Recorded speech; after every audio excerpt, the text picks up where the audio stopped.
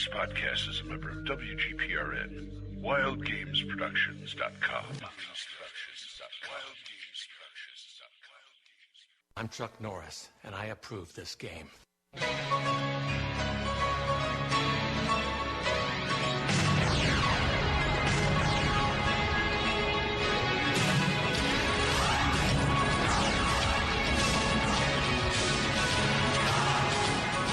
Welcome to the Roll for Initiative podcast. This is the Roll for Initiative podcast. I am DM Vince, and this is volume number 3, issue 119. Sitting alongside Nick, who is back. Nick, how you doing? Hey, everybody. And also, as usual, sitting in the background, quiet as ever, DM Matt. Hello, everyone. We're Our supposed ever faithful producer. to- you're quiet. You're not supposed to say anything. Sorry, I blew the spot. Yeah. Take 2. Anyway, no. So we're back again. We've got a good show this week for you. I have a couple things to go over. And first, we're here. Nick, what happened last week? You were attending a family event out of town. Yeah, actually, I was in Columbus yet again for another event going on at the convention center. My oldest daughter was in a pageant, and I have to say it was odd going around the convention center with no gamers around. It just didn't feel right to me. I don't know why. It just, you go to places like the convention center down there in Columbus, and the only time you go there is for Origins, and you're walking around, it's like, okay, where are all the people like wearing like, capes, and there's no stormtroopers and someone who's dressed up like one of the Power Rangers? Why am I here? Why are we all here? But it was a good time. The one thing I do have to say is my youngest, who was obviously not interested in this at all. She's the gamer girl out of the family. Woo. There's the one game store called Games and Heroes. Mm-hmm. They're a comic book game store there in Columbus at the convention center, and thank God for that. That's all I can say. Because when we were waiting around for stuff, I said to Anna, "I want to go over to the game store." She's like, "Yeah." But so that's what I was down there for. So So you got yourself a little gaming girl. yeah, Anna, I think I said the last time was when Anna went with me to Origin. She had a blast, and she wants to go again next year. That's cool. Yeah, very cool. On to the next generation. Is she into like video games as well, or not? Yeah, she is. She loves Minecraft. Uh-oh. And she's been trying to get me into it. So when I was down there, I got her an iron sword from Minecraft. You could buy replicas of the different weapons and stuff. The 3 things she's really into is Minecraft, Doctor Who, and Adventure Time. And when did we get? We got something for Adventure Time for her. I forgot what it was, but yeah, I don't know if you've watched the show, but there's a whole lot of D&D references in Adventure Time. It's a really fun show if you haven't caught it. I've seen the cartoon, like things on flipping the channel, but I've never actually watched it. There are some really cool D&D references and stuff in there. Like they'll even refer to alignments and to make your saving throw or something like that, things of that nature. Finn being a paladin, that goes against his alignment or something like that. So, yeah, there are some of those old school D&D references in there. So, I highly recommend it to people. It's a fun show. Absolutely, I think I'll have to check it out now. Yeah, it is.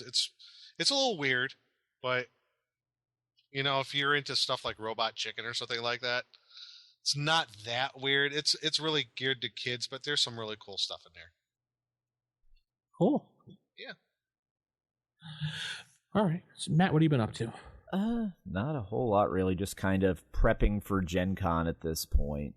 Oh, that's right. You're going to Gen Con. Yep, and then it'll be about a month, actually. Actually, it'll be, this time, 1 month from today of recording, I will be leaving for Indianapolis. So that should be glorious fun. You gonna get us some audio clips from there? Maybe interview some people for us? entirely possible, because I'm really not sure what I'm doing at the moment. I'll probably play some Hero Clicks, but not sure how much. WizKids had a bit of a kerfluffle this past week in regards to some of the choices they made for Gen Con that just got everyone up in a tizzy. Oh, really? Yeah, at Gen Con, they run what's called Battle Royals. They're 4-player games. Everyone gets a booster, and everyone like drafts a 5-figure team from those. Well, okay. And the winner of this 4-player match gets a convention figure. These exclusive figure, and these typically go for like $100 to $125 on eBay.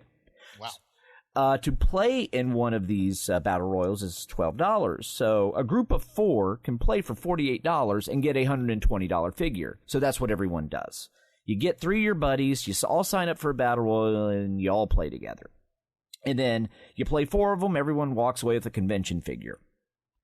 Well, WizKids apparently doesn't like that because they think it's not sporting and doesn't promote being competitive or whatever.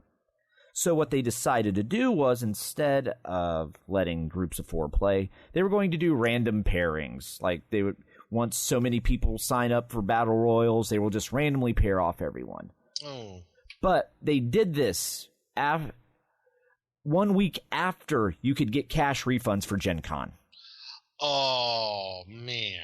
Yes. So everyone went like kablooey. I may or may not on HC Realms, a WizKids forum, passing out the phone numbers to both WizKids and Gen Con. I may or may not have done that. And I may or may not have, in a local Cincinnati group, showed people where they could find out the CEO of NECA's email and phone number. You cannot confirm nor deny that. No, cannot confirm nor deny. But from what I heard is, I know one person did call Gen Con, and they said they were like the 10th person that day, from what Gen Con said, that called to complain about WizKids. So that many people unhappy about that. Yeah, I can understand. Right. When you have people buying hundreds of dollars in generic tickets to play in these battle royals, and then find out the way they planned on playing, they can't. And if you wanted to return your generics at this point, you take a 5% hit, and it's for system credit only. So after a couple days of just the big internet explosion, WizKids decided, we're just going to do everything like we did at Origins, which is what everyone expected, because people were digging up all kinds of forum posts where they said you would be able to play with your friends. They weren't doing anything differently at the moment, and so... yeah, they just... Sorry. Yeah, oops, our bad. They basically pulled a Microsoft in regards to the Xbox One. Sorry. We didn't mean to piss you off. Yep. We'll keep it the way it is. We're sorry. Yep. They did say, though, for next year, they are changing it, and it will be random seating, but they also have other changes. And also, with the initial changes they announced, they did make accommodations for people that wanted to play in groups of 4. However... those groups of, if you wanted to play in groups of 4 under their revised system, it would be $30 a person. So you can play with your buddies as opposed to be randomly seated. And they were throwing in one extra prize of like a oversized booster, which is like $25. But yet they raised the price of the event $72 for a group of 4, and threw in a $25 prize. So that just like was insulting at that point. And because in their original post, they're trying to pass it off like this was some great deal, when anyone that knows basic math knows you're just totally getting gouged. So, but yeah, after the revolt though, they listened, at least for the short term. So, cool. In the immortal words of Ron Burgundy, well, that escalated rather quickly. Yes, it did. So we got a pretty good show this week. You sound so excited about it, I must say. I was looking at something that somebody wrote to me while I was here on doing the show, and they were, wanted to do another show on our network. So, so I said to him, I'll contact you later about that. But anyway, So I was playing my normal games bi-weekly. That's going pretty good. The group has gotten into some interesting situations. Was involved with one of the magic users in the group who apparently has gotten himself a big ego head going on because he made himself a wish. And oh wait, he didn't make the wish, as he's telling the group. To pretty much... well, we'll just say the whole campaign is now kind of shifted to everybody worships this character except for the party. So everywhere he goes, he finds a shrine to him or people who know of him, and so his character's got a big head, and it's kind of... this is going to backfire on him. Oh yeah, I know. Eventually it will. So far, he's done a couple things that the group consider maybe a little bit distrusting, as he's done kind of like he's put these items on. One magic user in the group was not telling him something, so he found this kind of neck collar thing that controlled these NPCs, and they managed to get them off the NPCs. So what he did was slapped it on the magic user while he was sleeping to get some information out of him, and then pretty much took it off of him by charming him or something. I forgot exactly how it went, but the magic user didn't even realize what happened. And his alignment is what? He's still a good alignment. Really? Yeah, for now. For now. He didn't do... I forget exactly the whole situation. I'm probably saying it wrong because it was over 2 weeks ago. But he's not doing anything that's borderline evil. He's just obtaining information using items. That's all. I don't really consider that evil. I consider that just kind of cunning. Maybe not lawful good or neutral good territory, but more like chaotic. Yeah. But the moment that he starts doing things that are not, I'm sure he'll shift a little bit more neutral than to evil. So I would think, yeah. I know he's listening too, laughing right now too. He's probably like, bleh. Yeah, I know. Yeah, evil maniacal laugh. There's the start. Yeah, so that's that. That campaign's been going on. Then we have another 2 chapters to finish on that campaign. Then it'll be over, and then I got to figure out what to do or what to play. Maybe another chapter or something. I don't know. Anyway, yeah. So tonight's Money in the Bank, Matt. Yes, it is. And we always like to discuss pay-per-views on and Roll for Initiative AD&D podcast. Oh, jeez. Oh, dear Lord. Here we go. Oh, yeah, here we go. I'm not going to bore anyone with any details. There was just some interesting things that came out of it, and I can't wait to see what happens. That's all. It should be interesting, especially when you consider the 2 Money in the Bank matches, where one seems to have like all the main eventers in it, and the other is kind of like mid-card heaven. All the scrubs, as they call them. Yeah. Yep, and Hollywood Hogan sitting at home going, why is my career failing? Why am I in TNA? Anyway, let's go into some sage advice. Sage advice. Sage advice, rfistaff@gmail.com or 570-865-4210, the hotline where you can leave a voicemail. Speaking of voicemails, I have one here right now. Let me play that for you. Hey guys, this is DM Chad from the Dead Game Society. I just wanted to say I really liked the last show. You guys did a really good rundown on Origins. And DM Nick, sorry we couldn't get you into the D series, but I really enjoyed getting to meet your friends and your daughter and you and everybody, and running you guys through the Lost Temple of Farazden. So keep the show going, guys. Have a good one. So there you go. It was a DM Nick voicemail. Well, thanks, Chad. It was great running into those guys. Yeah. I really had a fun time with them. I knew they were busy all that weekend too. I mean, they did their events were just packed. So that's like a signal to me saying, you know what, I'm going to run some events next year. I'm going to do it. Cool. Yeah. Any idea what you're going to run, or? No. Well, it's probably going to be AD&D. That's for sure. What I'm gonna do, I really don't know. Tumaharis. Okay. Now that you mention it, It's not bad for a convention, really. No. it was a convention. It was actually funny you mentioned that. It was the module for Origins 1. Yeah. Yes, There it you was. go. Yeah. Well, you bring So it- might just do that. That might be on the playlist there. So we'll see. I got some time to figure it out. So yeah, you do. About a year or so. yeah, something like that. Yeah, because Gen Con's coming up. I wish I can go to Gen Con. I do have a hotel room that I have to get rid of, actually, speaking of Gen Con. Oh, you still got that hotel room? Still have it booked. I have to get rid of it. I guess if someone really wants it out there, I can give it to them. I'm not sure how I could do that, but Yeah, you just there's a way through the housing service to transfer them. So pretty. It's not the On house eBay? service, though. Oh, you could. You still should be able to transfer it. What hotel is it at? Omni. Omni. You should be able to transfer it without a problem. Okay.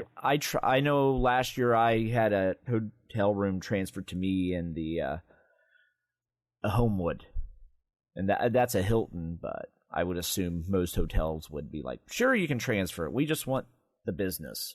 Yes, we want your money either way. Right. All right. So then, if anyone out there listening wants to go to Gen Con and just can't find a hotel room that is that close, like the Omni, which is practically across the street, Yeah. give me an email and we'll work something out and we'll transfer it over to you because I'm just going to decline it anyway before it's up. So I think Omni is connected with a walkway too, right to the convention center, isn't it? It's no, it's not. Unfortunately, it's like it's right outside of it though. It's 2 blocks. Yeah, it's right next door. Yeah, 2 blocks. Oh, okay. Not really. It's not 2 blocks. Though. It's got the plaza in between. That's right. It's just one. You have to go across the Pan Am Plaza. Yeah, that's better than 2 miles away. Yes, Yeah. very true. It's not bad at all. I stayed at the Omni 1 year, or actually 2 years in a row, and it was not bad. And if you really do want a skywalk, you can just walk across the street to the Crown Plaza, and it's attached. Yeah, and go through the stinky tunnels. Exactly. That's Just like in D&D, there's a stinky tunnel somewhere. The tunnel was stinky before the convention actually started this past year. Yeah, I know. When we went in 2011, I remember we met up, Matt. We were walking through the tunnel. We're like, dude, it's only Wednesday. Why does it smell already? Yeah. But yeah, it did. It smelled on Wednesday, Nick. Yeah. Ugh. Anyway, yeah. So I remember when they were remodeling the tunnel area at Origins that year. Oh, Boy, did that get rank. That my causeway. God, that causeway. Oh. It was like half the size of what it normally was. And it just smelled like a locker room after a championship game. Yeah. Yeah. It is kind of sad they no longer do gaming in the causeway. That was kind of fun. Why? There are people that were. Well, they used to actually have specific tables set up just Oh, yeah. when it was just full. I mean, there's people there, but it's not like it used to be official, like, yeah, you just game in the causeway. Yeah, they used to do any sort of pickup game there. But you know what? That still happens from time to time. Yeah. I think the best area so far that I've been since is the Westin. I think that's the most ideal hotel to stay at so far. It's very convenient, especially with the remodeled convention center. I stayed there 2 years ago, and pretty much you walk across the skywalk, go down a flight of escalators, and keep walking straight, and you're in the new exhibit hall. Yeah, if I remember correctly, the tunnel was probably not even that long. It was No. very short. Yeah, it's a very short. I mean, as for just being right there, it's either that or the Crown Plaza. Probably. Yeah, because Crown Plaza's right across the street from the end of the convention center that has the exhibit hall. Now all that construction's gone too now, right? Yeah. Finally, I'm sure. Oh. Yeah. That was horrible getting around in there. Oh yeah. They did all the construction for the Super Bowl, so Georgia Street, that street they had blocked off with all the construction. Last year's they brought a ton of food trucks in and just lined that street up with food trucks. Oh wow. So they may be doing that again this year. I'm not sure. Dirty dogs on the side of the street. Yeah. Woohoo! Yeah. I mean, and there were just massive lines for the food trucks. Yay, botulism. Yep. I bet they were probably just cheaper than the restaurants, but just as expensive. Yeah. Make your save versus poison. There was one food truck. It was like all macaroni and cheese. Ugh. It was like, Speaking of save versus poison, right. remember that 2011? I was there. I went and ate in that little food area they have in the convention center with a pizza and everything. Yeah. Man. And I got sick that day. Oh, yeah. It's like 2 games because of that. Failed your save. Yeah. I did. I majorly failed my save and my constitution check. Right. Whoa. Yeah. That's why I eat maybe 1 meal a day during Gen Con. I go into like hibernation mode, I call it. I just drink lots of Gatorade, have a couple protein bars, and get 1 good meal in. And Wow, that sounds semi-healthy. yeah. What I do, I bring like packs of like Pepsi and Mountain Dew throwback. Yeah. For snacks, we bring Pringles and Pop-Tarts. Yeah. And throw those in the backpack. You know, use those for snacking around during the day. But yeah, maybe 1 good meal. Yeah. Yeah. Well, soda, I don't like it warm, whereas I can tolerate Gatorade if it's like closer to room temperature. Well, that's why you put the soda in a cooler. Oh, you're that guy with the cooler, Nick? Well, in the room. No, I meant like walking to games with the cooler. I've seen Oh God, no. Yeah. Yeah, the backpack I have actually has a pouch for beverages, so I can just stick my Gatorade bottle in it and make it through most of the day. Oh, another thing, folks, and I'm sorry, if you go to the conventions, that's great, and, maybe you can't afford a hotel room. I understand everybody has all the money room, but don't stand outside the convention center and say, "Can I sleep in your tub tonight?" It's kind of creepy. Yeah. That's not just, yeah. It's just like you come up to me and it's like, "Oh, you're a gamer. Can I sleep in your tub tonight? Please, please." I had that happen, and it was so embarrassing and so disgusting. Really? Ugh. Wow. I've fortunately not had that happen. I was reading on the Gen Con forums of other people talking about that, though. I'm like, that really happens. Wow. It does happen. I don't know. When I was getting my first few conventions, if I didn't have a place to eat, just crash in the hallway. They don't. Most people do. They look poorly upon that. They kind of actually will rouse you and not let you do that. There's still places you could probably get away with it. Hide in the 24-hour video room. Yeah. That's you could probably get away with. And then stink 1 day later because it's so hot. At least take a thing of wet naps with you. Or for God's sakes, just go in your car. Well, these people don't even have cars, dude. Why? Oh my God! They're totally hoboing it. Yeah, they get dropped off by friends or some guy who brings them there or whatever, and they just wander around until they take the bus home. They're like they're adventurers. They're like hobos that kill things. Yeah. Okay. Yeah, Gen Con costing whatever, $800, $900, $1,000 for the hotel. Right. It's costing them what? How much are the tickets? I forgot. It's like $80, 70 pre-registration to get your badge. That's all they pay, and whatever else they pick up. Yeah. So. And these aren't local people, probably. They're from like out of state or something. Yeah. Oh yeah. Oh yeah. Yeah. And then there's also those that'll stay at the local hostel too. No. There's a hostel? There is a hostel. That's kind of... Just the name puts me off. Right. Hostel. I don't care how it's spelled. It just don't sound right. I keep thinking of the movie that they made, Hostel. Yeah. And then I freak out. No, ever again. No thanks. Nope. Anyway, thanks, Chad, for the voicemail that we... Yeah, thanks, Chad, for the voicemail. Yeah. I guess we got one email. I have one email. You're going to read the email you have, Nick? Yeah, let me go ahead and read it.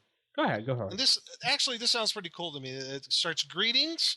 My name is James Rodehaver, and I am writing to announce the second season of the fantasy comedy web series Walking in Circles, with a brand new teaser trailer, which will be available to the public on July 9th, 2013. So you can go out and look at the teaser trailer. Walking in Circles is an epic medieval fantasy web series that follows the exploits of Crag, the barbarian prince, who leads a party of not-so-heroic adventurers on a quest for fame and glory. It features the talents of Eric Raddick from Grok and Crisis, Kate Wilson, 2012 Ice Age. She was in Adam Randy, Ben Birch, amongst an outstanding cast of guest stars, including Jolene Kay from Star Trek, Jennifer Karras from Warrior Showdown, and Diana Restrepo from James Bond, and Azim Rizik from Power Rangers Megaforce. God. And Andrew Matthews from, I guess he was in Bones. To catch a glimpse of this epic web series all about, we'll have a link. And just sounds like a really cool web series. I didn't even know that there was one season. I guess it's like, is it something like Journey Quest or? I don't know, but this season will feature intense action sequences choreographed by TJ Sensula from Warrior Showdown and awe-inspiring special effects that bring magic and mayhem to life. First episode will be going live on August 27th. So there will be a world premiere screening of the entire 8-episode arc at Gen Con this year. Yeah. Friday, August 16th at 10 a.m. if you're going to be up that early. So it's free to anyone who has a Gen Con badge. So, oh, that's cool. So it's independently produced. They do have a Facebook page. You can follow them on Twitter.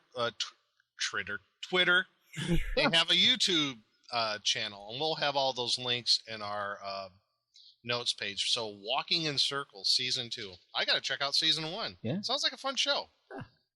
So that's from the folks at Walking in Circles. Yeah. Woot woot. And thank you very much. And our last email comes from one of the people in my gaming group, actually, named Ash. He writes in, Magic users are the best class to roleplay at low levels, ? Before you berate me in front of all your listeners out there, hear me out. Early in the career of a Magic user, you only have a one-shot spell, typically Sleep. Then they are relegated to carrying the torch in the middle of the party, where some players may think that is where the boredom begins. I disagree. It is a great chance to bring your character to life and roleplay a personality. Other classes, like fighters, for example, tend to be hack and slash at low levels where Magic users, by nature, facilitate a great opportunity to bring vitality to the campaign. Currently, I have a level 2 Magic user, and I am playing him as a bookish snob. This is the character I'm talking about. He has quickly become the most popular and the most reviled character in our party, as evidenced by our campaign's forum entries. You can see those links. I'll post them up. What are your thoughts on recharging magical items such as wands or staffs? I cannot find a consensus online other than in 3E, which says you cannot do it. Having an acute hatred for 3E, I want to ignore this ruling. He wants to know what we think about that. I thought we talked about that once. Yeah, we did back in issue 79. Dang, you're on it, Matt. Yeah. Yep. Issue 79, where we talked about pixies. Wow. Yeah. There you go. And we talked about recharging magic items. Yep, in the Dragon's Horde. And there's a couple different Dragon Magazine articles that cover it. Charging Isn't Cheap by Peter Johnson in Dragon Magazine, issue 101, page 29. And then in Arcane Lore by Dan Snuffin, Dragon Magazine, issue 136, page 46. Wow, you're good. The joys of having all the show notes searchable on my desktop.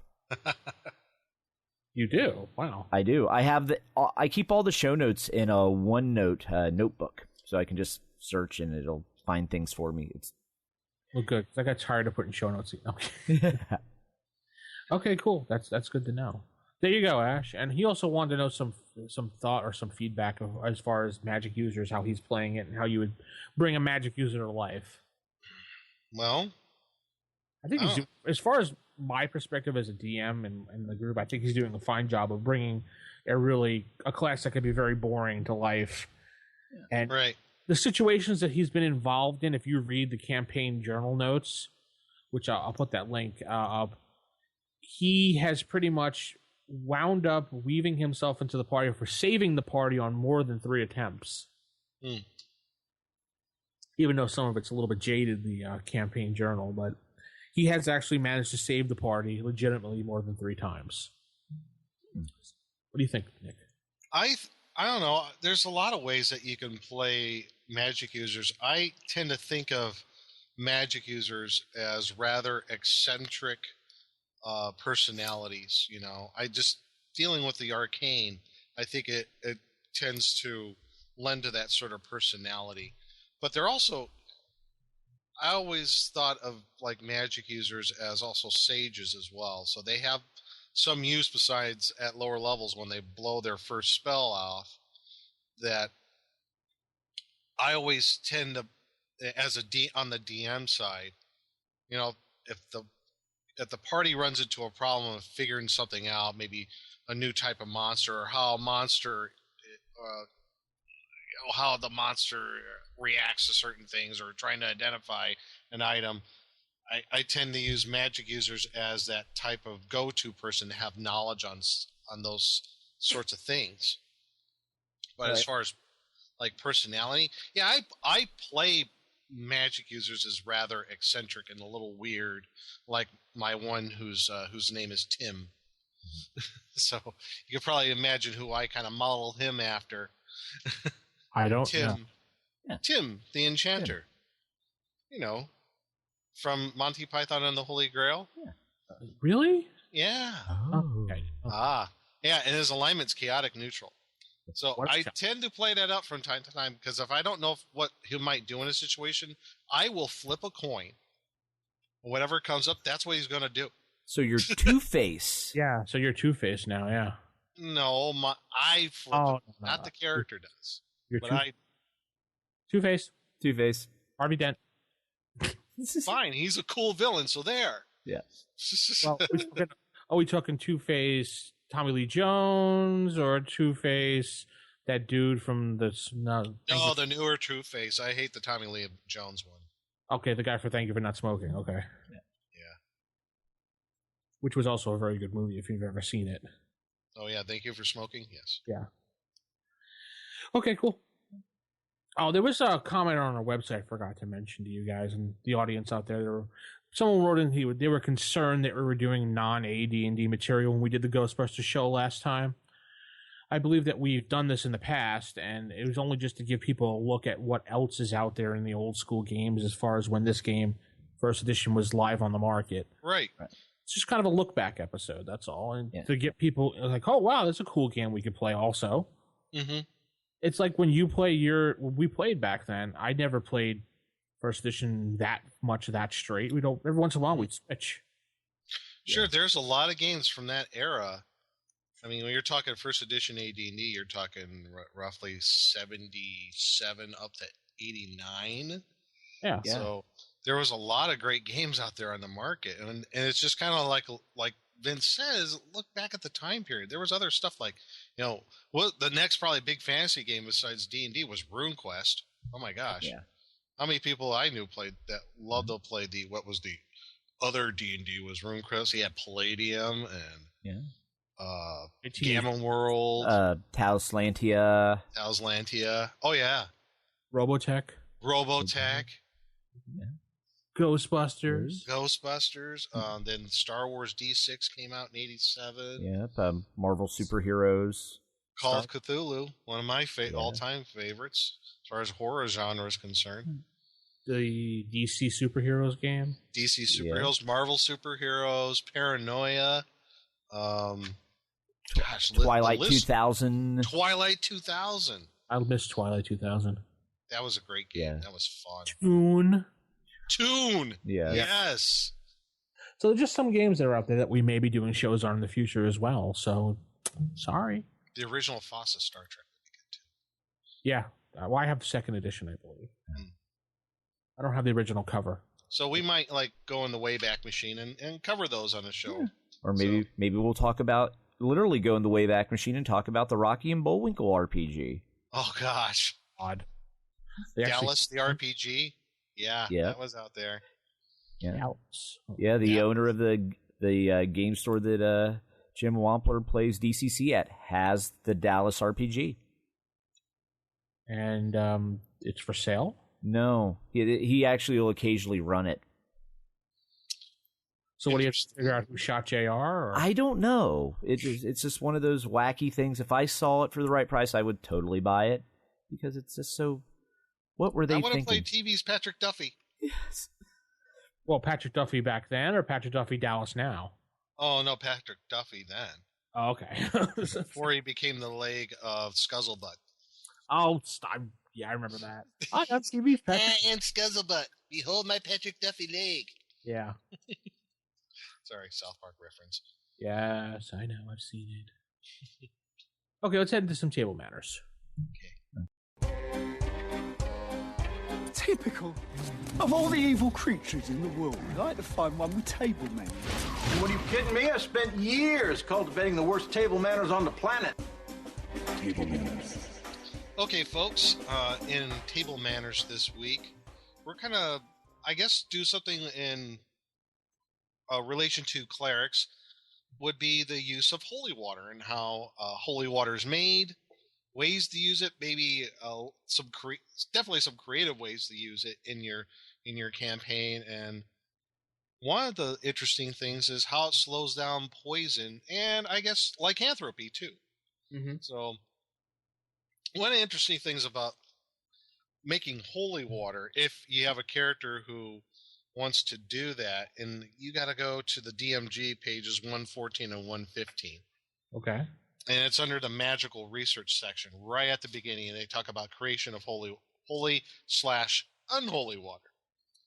So only clerics, not druids, can prepare holy water or unholy water in case of evil clerics. You need a 3rd level spell is involved, and you have to be of at least 5th level experience to create holy water. You have to have a specially blessed/cursed basin basically made of precious metals, maybe some gems. It has to be fashioned for the cleric.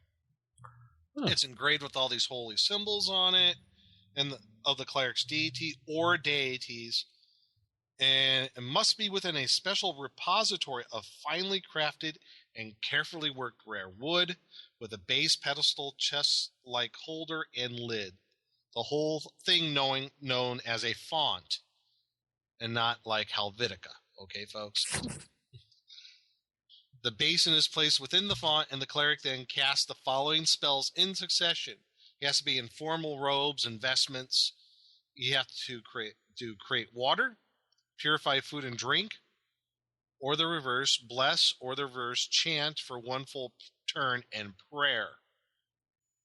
And the amount of water you make depends on the metal of the receptacle that you use. And there is a chart on page 115 that says all the different metals that you can use and the capacity of the receptacle, the minimum and maximum of the basin cost, and the font cost. One of the things that gets a little confusing is you can use basically all the five coin type metals: copper, silver, electrum, gold, and platinum. What gets a little confusing into this is that you may allow as a DM combination of metal vessels with capacity according to the composition found by interpolation of the above capacity figures. So it gets really confusing if you want to allow using multiple types of metals in the creation of this thing. Sounds like a Doc Brown explanation. Yeah. So basically, the example it comes with is a copper basin chased with silver and set with silver rim and handles would hold 8 vials and cost 50% of the copper vessel plus 50% of the silver vessel price. Fonts and basins must be designed in construction on special order, the process taking 4 to 10 weeks. Holy cow. Yeah, it takes a long time. Capacity is designed for game purposes as the limit supplies. And you can, if you want to use more of the metal or even using precious stones, if you do that, it could be to justify by the rationale that deities find more precious metals more pleasing and maybe gems, so they are prone to grant more favor upon offering such vessels. So it takes a whole entire 8 hours of rest.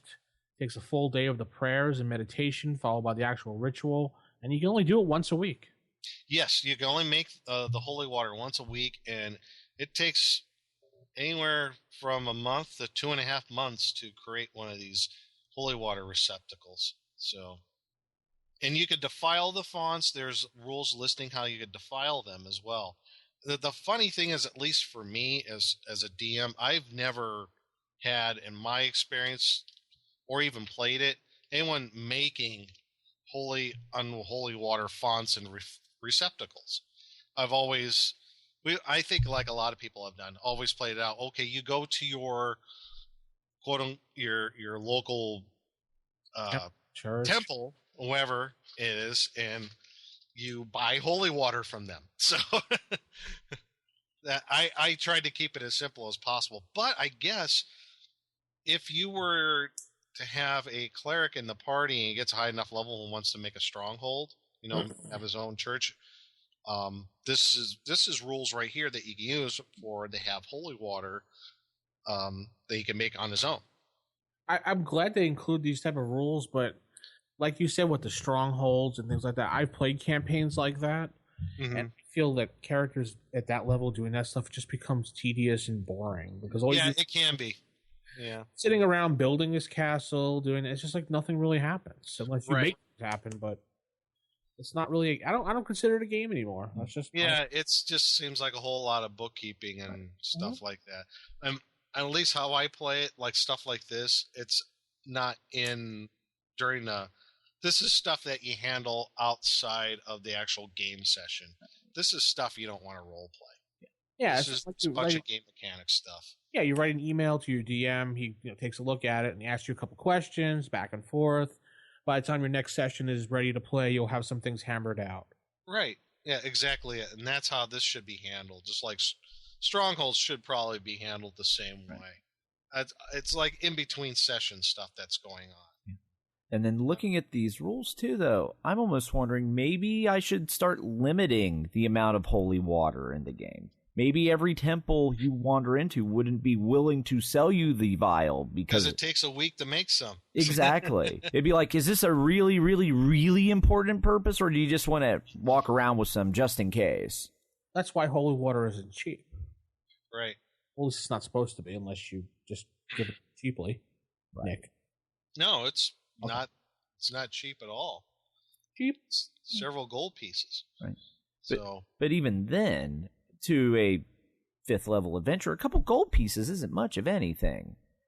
I could still see saying, no holy water for you. That we need to save this for something a little more important. Or it depends on the font that they have. If they have one that's just like a little 6 vials. Yeah. It only produces 6 vials a week if they produce it weekly. Then, and you say, well, I need 10. Well, we only have 6, and we only could give you half of that. Right. Well, then they're going to have to settle with only 3. Right. So the temples have their uses for it too as well. Yeah. Let's take a little bit of look at this interesting section at the very bottom of it, Nick, about ingesting it and drinking it. Yeah. I never knew that it could slow down lycanthropy at all. Yeah, you know what? That's one of those things that kind of escapes you. It's like, oh, I didn't know that, or if I did know, I forgot about it. Yeah, you ingest a vial of holy water, it will slow the effects of becoming a lycanthrope or becoming undead. So 1 vial will slow the process for 1 to 4 turns, and the amount of time is secretly known by the DM. Of course it is. But that's pretty cool. A lot of people forget those things. Like, okay, we got to get holy water because we got to fight someone dead. Well, you know what? There's also another reason why you need that holy water in case someone in your party won't become one of the Walking Dead. Right. You can use this, at least delay the effects until hopefully you could get them back to where they could do like a remove curse or something like that. Right. before Rick Grimes comes and shoots your heads off. Yeah. That's true. And someone comes around with their boomstick.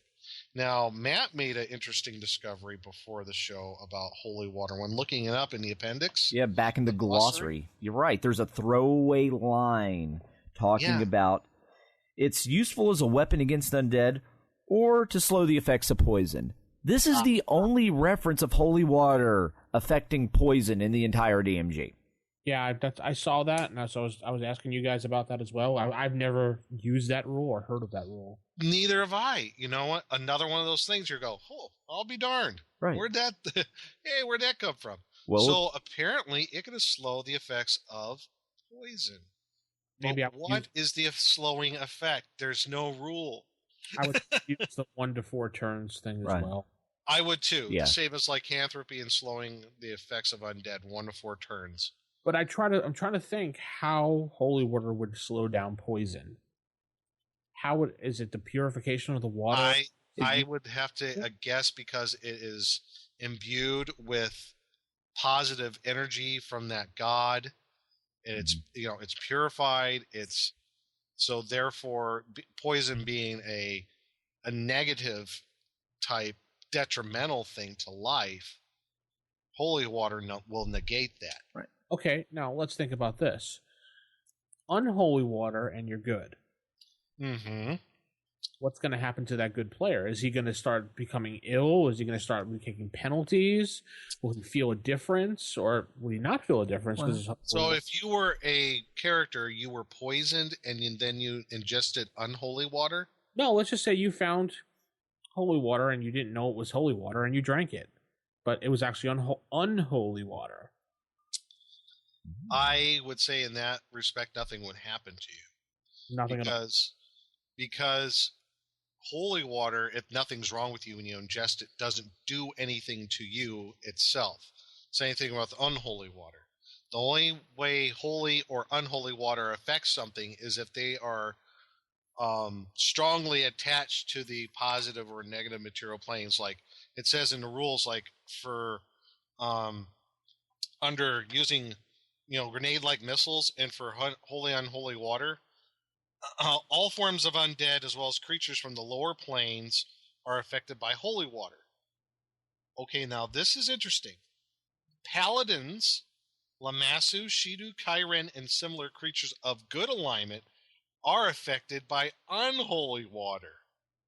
So if you're a paladin and you accidentally ingest unholy water, yeah, you're going to take 2 to 7 hit points of direct hit damage from that vial. Yeah. Well, I've actually done something in one of my campaigns as far as drinking holy water and unholy water. I've said that drinking holy water it was kind of an undead campaign. So drinking holy water will give you the ability of courage for 1 to 4 turns. And drinking unholy water will turn you into a complete chicken every time you see something. So okay. That's just something I've done. Yeah, and that's cool. That depends on the campaign. I would say it's like if it was, Bob the fighter who's chaotic good, and he drinks either one, it's not going to affect him. But a paladin, apparently so. Right. Paladin will be affected. What about a cavalier? Doesn't say that. I don't think cavalier will fall under that. Yeah. But give my paladin in the group unholy water every day he tries to drink. But some other ways to use holy water is like to slow the effects of poison, lycanthropy, becoming one of the undead. You can also, depending on I guess the situation is, you can use it to defile an unholy site, right? Or quote unquote purify it. Right. I allow that in my game. Like if the party comes across an evil temple and there's in the dungeon and there's the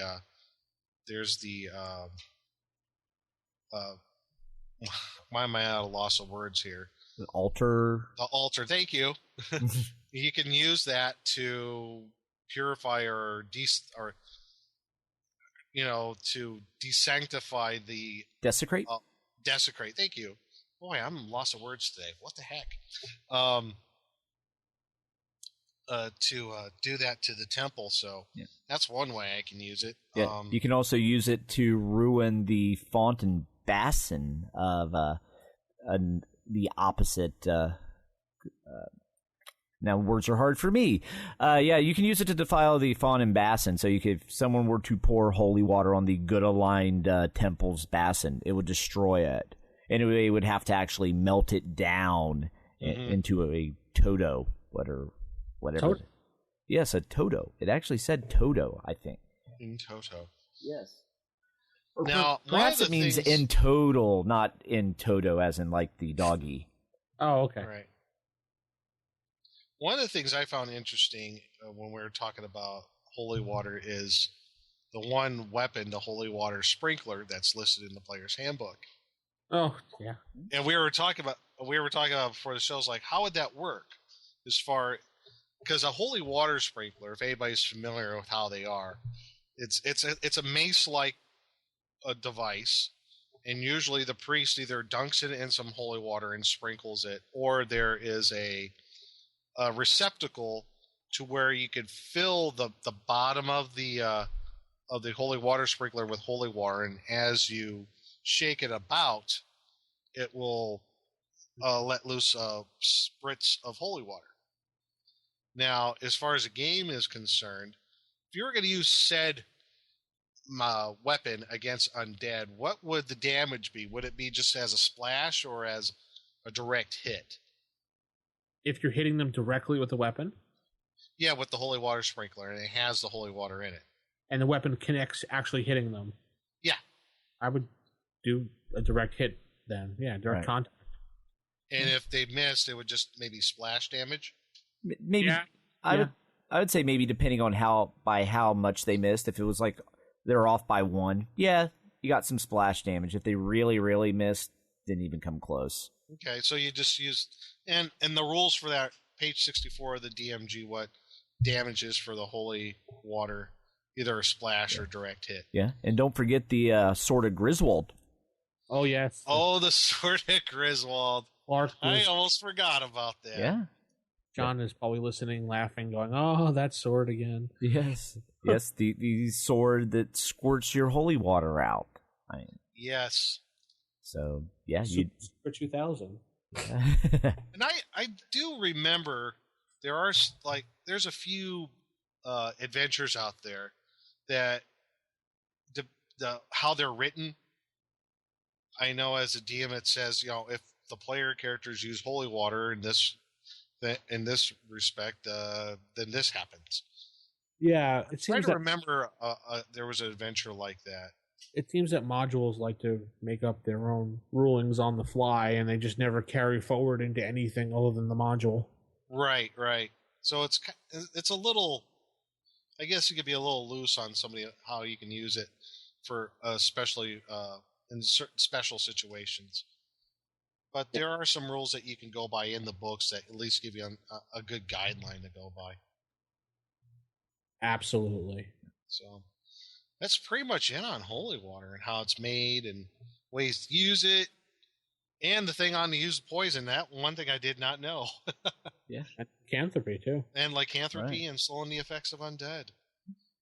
So, some pretty cool stuff. I like to hear from everybody out there, like the uses of holy water or unholy water in their campaigns, how it's used maybe in unique ways, creative ways. So we'll put that out to our listeners. You can email us. rfistaff@gmail.com. rfistaff@gmail.com. Let's head into our next segment. Okie dokie. I don't know who you are. I don't know what you want, but I have a very particular set of skills. Skills I've acquired over a very long career. Skills that make me a nightmare for people like you. I will look for you. I will find you. And I will kill you. Now, if you flip your DM guide open to page 28, we're going to take a look at the helmet rule that most people kind of ignore, and I know I do. You don't spear with the helmet. That's spearing. That's what is that? A 10-yard penalty and loss of down? Yep. Yeah, definitely. This is a different helm rule. Yeah. I got what you meant. Anyway, so it's assumed that the appropriate type of head armoring will be added to the suit of armor and allowed to have a uniform protection up and down of the wearer. I guess, obviously, some of them suits do not have helms, such as the chain shirts and things like that. Maybe leather, maybe, and obviously cloth. So what this rule is pretty much doing is telling you that there is an actual rule in here for actually striking a head that is uncovered. So there's obviously the great helm, which you can buy, which I don't think there's really much restriction on wearing a great helm for any class, honestly. It does restrict vision, though, but it gives your head an AC of 1. Nice. Which I agree with and kind of don't agree with this rule. So it's saying if you're not wearing a helmet, a 1 and 6 blow will strike your head. So you roll d6, and if you get a 1, or obviously if you get a 6, depending on which the DM wants to decide, you get to strike the head at an AC of 10 unarmored. Oh. Unless you're an intelligent creature, right. It's every other blow, 1 and 2. So what is it? 1 to 3 on a d6, or 4, 5, 6 on a d6, depending what the DM wants to do. I don't agree with this somewhat because I think the head is probably it's a targeted spot, and I don't think it's that easy to hit. And even if a 1 and 6 blow or a 50% chance to hit the head, I don't think it's AC 10. Why doesn't it configure in your dexterity at all? I don't know. I would think it would configure your dexterity. It's a smaller object that you're aiming for. Right. It's probably going to be easier to move your head out of the way. I don't know if anyone's ever played any real sword fighting type things, or I have PCP type. What are those PCP pipe? Whatever they call things. I've done SCA for a number of years, and let me tell you, you get hit in the head a lot. Yeah, a lot. Yeah, I rarely got hit in the head. Maybe either because I was good at protecting my big head or whatever. I don't know. People like to go for headshots. Yeah, they do. I was always going for body shots because it's easier to knock the body parts. They're bigger. Right. Well, constantly people doing headshots. Love to do that. I mean, a good solid head blow will take someone out. Right. That's why I don't like to do this helmet rule, because I've never used it, and it's just, I think it just slowed the game down a little bit more. Well, or speed it up, even the combat even more. Yeah, because you'll have a lot of dead player character. A lot of dead PCs, and the paper's going to be stacking up pretty quick. Right, and plus when you get into creatures that have natural armor, I would say they're not an AC 10 at their head, they're whatever their natural armor is. Right. Yeah, I mean, then you're going to have people saying, well, I'm going to aim for the head of that dragon. Well, it says here in the rule the AC is 10 for the head. So... Sorry, my campaigns, anybody that says I'm aiming for the head, that's -4 right there. Yeah, cold shot. Yep. And, well, this rule I never thought was fair. I've always assumed that if you're wearing the armor, you're wearing the same thing on your head. So if it's a chainmail, you're wearing that chain thing. You got a chain right. on. But this rule would apply to even people that are just have like a chain shirt on with no helmet, or just anything. If you're dealing with an intelligent foe, 50% of the shots will be going at your head. Armor or not. Just to see in my next game, to see what it's like. Right. How it does with combat, because I think it's just going to make things like really quick and really annoying for players. Right. I see players dropping fairly quickly at low levels. Especially Magic users. Yeah. PC's going. Actually, Magic users would probably be the one that survive the best because they're not as dependent on on armor. They're using their spells. So when they're not getting a melee as much, right? And when they're using, like, if they use mage armor, that would apply. I would say that applies to their head as well. I would think so. So it actually hurts them the least, and maybe it actually balances out the squishiness of the magic user and brings the rest of the classes a little more in line. The magic user, the chewy nougat center of the party. Yeah.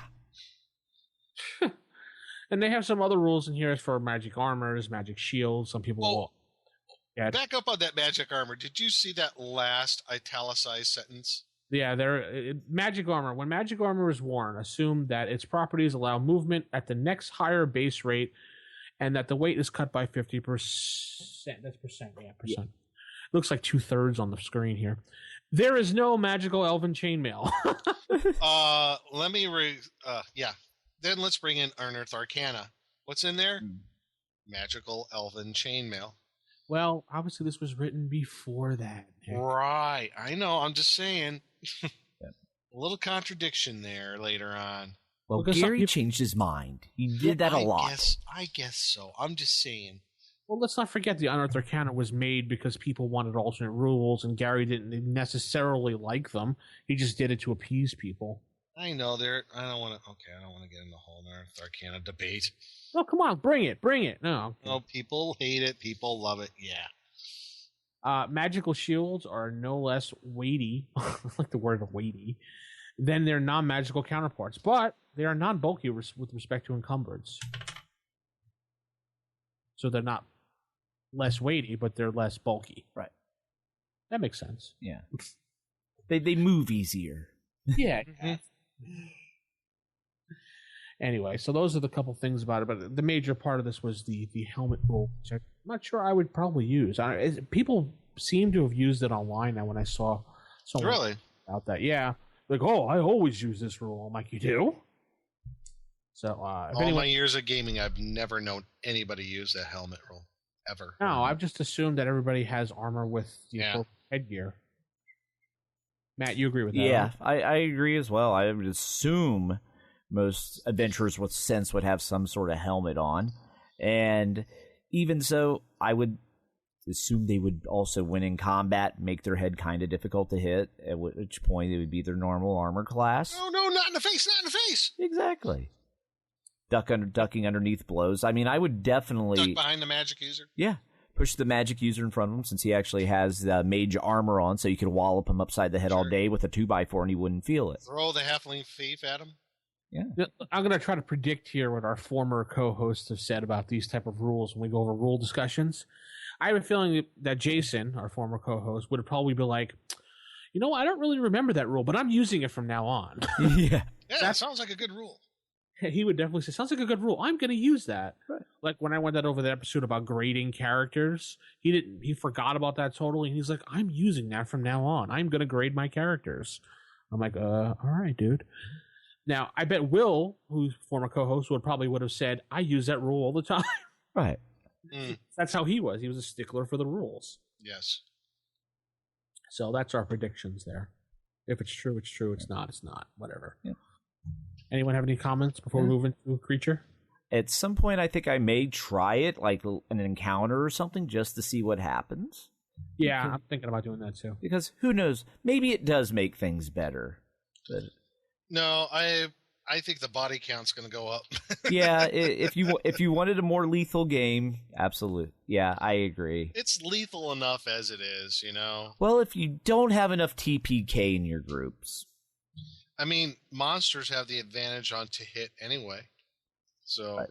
And most of them have like natural armor. Right. So, you know what? I'll never use it. I have not ever used it. So there you go. I think it's going to slow things down. Okay, cool.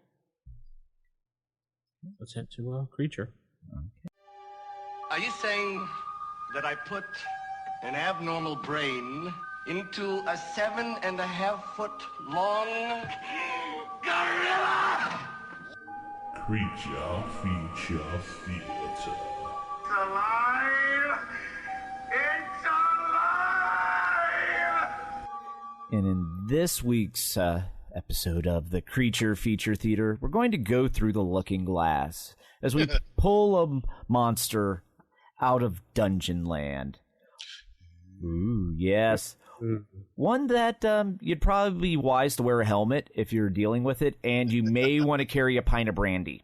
And that's Dungeon Module EX1, right? Yes, EX1, the Alice in Wonderland inspired module, the first of two. But the monster we're talking about is the Executioner's Hood. In the module itself, when the players come upon the Mad Hatter, he's going to start pulling things out of his hat. Unfortunately, not rabbits. It's all stuff that actually will go on a player's head. And in this case, it's an Executioner's Hood. It's a small, bag-like monster that captures its prey by engulfing their head and then suffocating them. It does 1d4 points of damage immediately, and then a further 1d4 of strangulation and suffocation until it is killed, or it slays the players. Because its propensity to surround the head, the executioner's hoods are very difficult to slay. They are unaffected by sleep spells, and because of some fibrous strands they have, any spells that hit them also will affect the character during suffocating. However, it has one weakness: brandy. You pour a pint of brandy on it, it becomes drunk and wanders off. So now you have a reason to keep alcoholics in your group. But yeah, the monster itself, it actually just looks like an executioner's hood, dull black, 2 eye holes. It's only about 1 inch thick, and it can also spread out into like a flat disc form. So this is one of those creatures that I've never actually used, but I've seen it before. It's also in the Monster Manual too. And It's like, I keep thinking, maybe one day. See, I would almost have it like hanging on a rack with like maybe an axe and some other stuff to see if the player is dumb enough to put it on themselves. Have any of you guys actually used one before? No. Not me. Yeah. I just remember first seeing it in that module, and then I remember seeing it Monster Manual 2 when it came out. But I would say not just brandy. I'd say any strong alcoholic beverage. Yeah, because it causes the monster to lose. The brandy actually it causes the monster to lose 1 point of damaging ability per round, and after 4, that's when it's drunk. That's only if you pull the 4-quart on it. So what if I had vodka? I don't know. Do we? Yes, rum? yes. Yes. Is it immune to? Is it all alcohol, or is it specifically brandy? It has a taste. Perhaps for a it does. particular type of alcohol. Perhaps it that's does. Just ridiculous. Yes, in a game with dragons and fairies, a monster only being drunk off brandy, it is ridiculous. What does this thing think it is? Yeah. And the monster's also kind of unique, and it has 3 different sets of hit die to pick from. Yeah. Either 2+2, 4+4, or 6+6. So, yeah. It's just something nasty to spring upon your characters, because once it engulfs them, at that point, it's going to be kind of hard to get off, because you're going to be bopping a character in the head as you hit it. I just think this was designed to kill a player character. Yeah. It was, I mean, come on, immune to sleep spells? I mean, really? And then there's something, I'm trying to remember where I read it. Maybe it was in a later edition. It said if it attacks a player that's wearing a helmet, it actually just lets go and moves on to something else, or something about like the helmet that it didn't particularly care for. But I think that it doesn't like stick on your head. Yeah. So I'm thinking, but I think that was in later edition. Let me pull out the Monster Manual 2 here to see if it, because I think I don't think they put that in Monster Manual 2. Let's see here. Executioner. It is on page 64. 64, yes. I'm reading it. Yeah, they doesn't say anything about helms. Yeah, so that must have been out of a later edition. Yes, the edition shall not be named. Yes. Dun, dun, dun. But yeah, it's just something different to spring on the characters. That Yeah, this is the one that you use against the irritating player on his character. Right. You're just bebopping along, minding your own business, and, like in the dungeon. And all of a sudden, this thing drops out of the ceiling onto his head. And then they're flailing around like someone threw a towel at them in the Naked Gun movies. Yes. I'll cast sleep on it. Does nothing. What? Cast Fireball. That'll do it. So if you cast Magic Missile and it hits the Executioner's hood?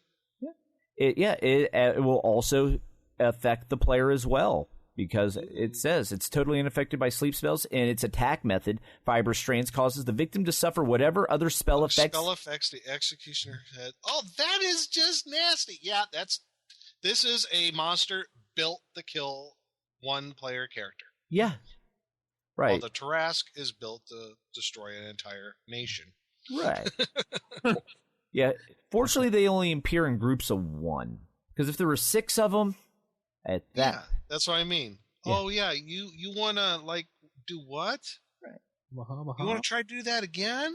Right. Yeah, you could mix it in with a bunch of treasure for the party that likes to put on everything. Yes. You see this really cool black hood. Oh, the thief will take that. Oh, really? Not anymore. Not anymore. Better pour some brandy on it. Yeah, just the specific with brandy, this is kind of funny. Yeah. I'm thinking, what if you poured the brandy from Castle Amber from that one table where if you drank the brandy and failed your save, you'd die? Yikes. Oh, that might affect the person, too. Yes. So the executioner hood misses its save or makes it, the other person would have to do that, too. Right. That would stink. Yeah. But yeah, just something a little different to throw at your players, because no one really expects a hood to suffocate them. Out in the hood. Yep, out in the hood. Cool. So I guess that's going to wrap up everything for this week. Oh, okay. Nice little short, interesting show for everybody out there. Yeah. Short, interesting, fun. Yes. So you have to comment and say a bunch of people did love you adding the Ghostbusters music to last week's show, Matt. Yes. You had to end that episode with the Ghostbusters music. It was required. Well, at least you didn't do like you said you were going to do, add the Ghostbusters. You said it. Yes. Yes. Yeah, Nick, you missed that fun show. I know. I'm like, I love Ghostbusters. I like the whole Twinkie part of this. What about the Twinkie? Yeah. That's one big Twinkie. Yeah, there are a lot of sites out there. I was looking, especially on Amazon, you can buy the Ghost die. So I remember playing that when it first came out. Really fun game. Still fun. Yeah. So that's going to wrap up the show this week. We'll be back next week with just a wonderful show. And keep it original, keep it old school, and good night, everybody. Good night. Bye, everybody. We are out.